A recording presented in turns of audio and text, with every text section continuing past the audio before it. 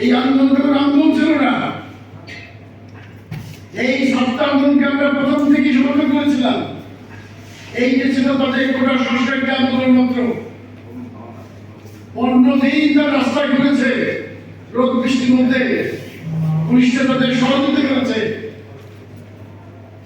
একটি শান্তিপূর্ণ আন্দোলন, নিরস্ত্র আন্দোলন, সেই আন্দোলনটা কিভাবে এত লোক বাড়ানো যায়? বন্ধুরা, আপনারা জানেন ছাত্ররা যখন আন্দোলন করতেছিল তাদের সাথে কোনো আলাপ আলোচনা না করে, তাদের সাথে আলাপ করলেই কিন্তু এই বিষয় হয়ে যায়।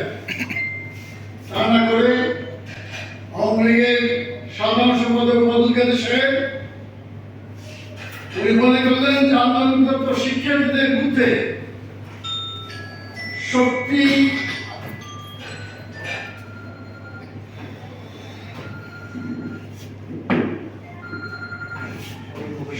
প্রয়োগ করে তাদের দমন করা হবে। এই সিদ্ধান্ত নিয়ে তারা সশস্ত্র হেলমেট বাহিনী এবং পুলিশ বাহিনী এদেরকে প্রদান করলো ছাত্রদের বিরুদ্ধে। একদিকে নিরস্ত্র ছাত্র, আরেকদিকে সশস্ত্র যুদ্ধ। কত ছাত্র প্রাণ গেল। এরপরে ঘটনা আপনারা জানেন, দিন পর দিন এই ঘটনা বাড়তে লাগলো, আন্দোলন ধাপে ধাপে চলে আসে। আমরা বারবার বলেছিলাম যে এই রাজপথে আন্দোলনকে আপনারা হিন্দু দেখেন না। কি কারণ কথা শুনে যতবার ছাত্র আন্দোলন করে পরে কিন্তু হাইকোর্টের দিকে তাকিয়ে দেবো, কোর্ট সিদ্ধান্ত নেবে, আমাদের করার কিছু নাই। আজকে সেই সিদ্ধান্ত দিচ্ছে। আমরা বলেছি ছাত্ররা যখন ময়দানে নামে, রাজপথে নামে, তাদের দাবি জমা নিয়ে, ন্যায্য দাবি দিয়ে জীবনও খালি দেবেন না। তারা তাদের সমস্ত দাবি দাম আদায় করে তারপর ঘরে ফিরে, বিনিময়ে তাদের রক্ত ঝরে রাজপথে।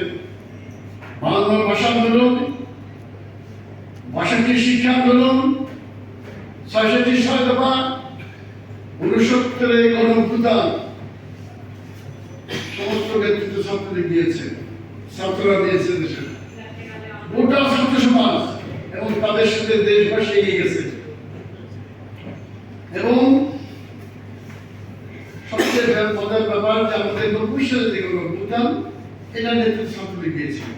আমাদের যে আন্দোলনের পদক্ষেপ, আমরা নুরুশেন মারা গেল, ডাক্তার মিলন মারা যাওয়ার সঙ্গে সঙ্গে বললাম যে আমরা এই ক্ষমতা ধরে রাখতে চাই না, আমরা ক্ষমতা হস্তান্তর করতে চাই। কারণ মানুষ মেরে ক্ষমতা থাকার রাজনীতি জাতীয় পার্টি করে না। ফলে কি হলো, আমরা শান্তিপূর্ণভাবে ক্ষমতা হস্তান্তর করলাম বিনা রক্তপাতে, এবং আমার নেতাকে জেলে দিল, আমরা সবাই জায়গায় গেলাম। তারপরেও এরশাদ সাহেবের নির্বাচন আসলো, সেই নির্বাচনে কারাগার থেকে 5টি আসন তারা লাভ করে সারা পৃথিবীকে দেখিয়ে দিল যে না, শান্তিপূর্ণভাবে ক্ষমতা হস্তান্তর করে দেওয়ার। আজকে কি হলো, এই যে শক্তি প্রয়োগ করে সাথে সাথে জীবন বিপন্ন হলো, মায়ের পর খালি হয়ে গেল, এই জিনিসের সবটার জন্য এর বিচার কি করবে, জবাব কে দেবে? স্বামী মারা গেছে, স্ত্রী আত্মহত্যা করেছে, সন্তান মারা গেছে, সহ্য করতে না পারে বাবা আত্মহত্যা করেছে, তাদের বছর সন্তান কোলে শিশু তার মাথায় গুলি লেগেছে, বারান্দায় খেতে গেছে, মাথায় গুলি লেগেছে, ঘরের মধ্যে চাকরি করতে বসতে গুলি লেগে গেছে। এই দিকে পানি, হেলিকপ্টার, গান শিখিয়ে আপনারা নেমেছেন। আপনাদের যত বাহিনী আছে, আনসার, পুলিশ, র্যাব, বিজেপি এবং হেলিকপ্টার, গান শিখ, তারপর নামেছেন সশস্ত্র বাহিনী। তাদের সাথে আবার আপনাদের হেলমেট বাহিনী, এটা স্বাধীন দেশ আমরা এটা চাই না কেন? এই স্বাধীন দেশে কি আমাদের কথা বলার কোনো অধিকার থাকবে না? অধিকারের কথা বললে কি আমি শুনে দিতে হবে? এই জন্য দেশ আমরা স্বাধীন করে নেই। 30 লক্ষ মানুষকে এই জন্য জীবন দিয়েছে। আমাদের আজকে জাতীয় পার্টির পক্ষ থেকে স্পষ্ট কথা, এই সকলের ন্যায্য আন্দোলনের সাথে সম্পূর্ণ আমরা একমত পোষণ করছি এবং আমরা অঙ্গীকার করছি যে তাদের পাশে আমরা থাকবো। ঠিক ছাত্র জনতার এই আন্দোলনে জাতীয় পার্টি সক্রিয় ভূমিকায় থাকবে। হত্যাকাণ্ড এইটা দায় দায়িত্ব এই আমাদের সাধারণ সম্পাদক বন্ধু তাদের রাখতে পারেন না। উনি যেহেতু ছাত্রদের দমন করার জন্য নির্দেশ দিয়েছিলেন, তার পরিপ্রেক্ষিতে শত শত মায়ের খালি হয়ে গেছে। এই জন্য উপাদান তাদেরকে আমরা বিচারে কাটতে চাই।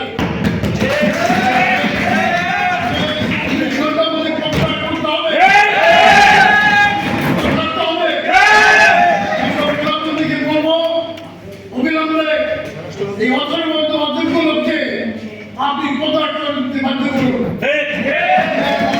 কথা বললে বাংলার মানুষের মনে কিছুটা হলেও শক্তি ফিরে আসবে। যে শিশু চলে গেছে, যে সন্তান তার মায়ের মধ্যে বা পিতা মাতার গায়ে ছেড়ে চলে গেছে, এই গুলিটা খুঁজে পাবো না। কিভাবে মুখ পেতে দেশের আলো করে দেখছো তো? পুলিশ গুলি করে মারছে, আপনার চোখের সামনে পাশে পুলিশের গুলি না, মন্ত্রী বলতেছে এটা পুলিশের গুলি না, এটা সাপ্লাইটার মারছে দেশ থেকে।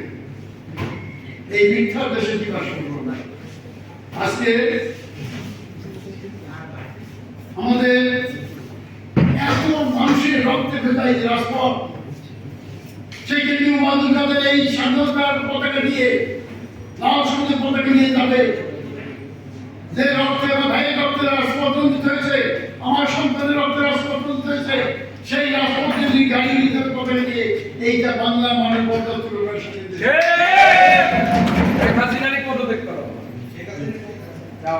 আজ এই যে পুলিশ উপজাতকে অতি উৎসাহী পুলিশরা নানান রকম বিভ্রান্তিকর বক্তব্য করলো। কঠোর হস্তক্ষেপ করা হবে। পুলিশকে বলে দিছি ডিবি হারুন সাহেব আর এই যে বিপ্লব সরকার এই দুজনকে 24 ঘন্টার মধ্যে তাদের চাকরিচ্যুত করে তাদেরকে হয়েছে। এই পুলিশ নায়ক তারা মানুষকে ধরে নিয়ে চোখ বন্ধ করে তাদের অফিসে নিয়ে তাদেরকে নির্যাতন করেছে। 6 ছাত্র তাকে নিয়ে তার নির্যাতন করে তারপর ডিবি অফিসে বসে আবার গোটা জাতির সাথে তামসা করেছে। হোটেল বানায় প্রশাসনের জাতির সাথে। সেই কারণে আমাদের স্পষ্টতা এদেরকে চাকরি থেকে বন্ধ করতে হবে। বাংলা মানুষের কথা